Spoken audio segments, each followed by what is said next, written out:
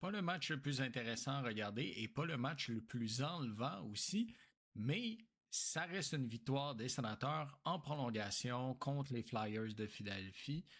Ça a été un match où que les Sénateurs ont beaucoup fermé le jeu.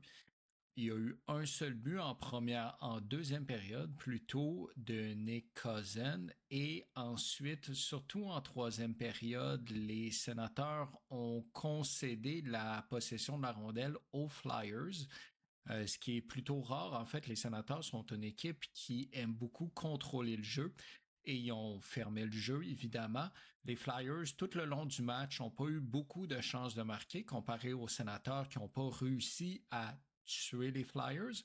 Peut-être qu'on s'est dit que sur sur un mauvais jeu, sur une erreur, sur une relance, qu'on allait réussir à marquer ce deuxième but qui est jamais venu et les Flyers ont puni les Sénateurs en marquant un but pour créer l'égalité en fin de troisième période, mais c'est Tim Stützle en prolongation, lui-même qui a avoué dans une entrevue d'après-match qu'il n'avait pas joué un bon match, que son trio n'avait pas joué un bon match, mais ça ne l'a pas empêché de marquer un superbe but en prolongation. C'est ce que ça donne quand on donne beaucoup d'espace à un joueur aussi talentueux que Tim Stützle.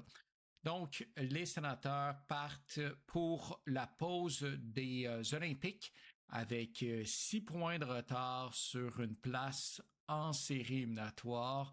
Évidemment, je pense que je vais essayer de faire quand même des vidéos pendant la pause olympique. Laisse-moi savoir ce que tu en penses en commentaire et on se revoit pour un résumé des matchs des sénateurs le 26 février.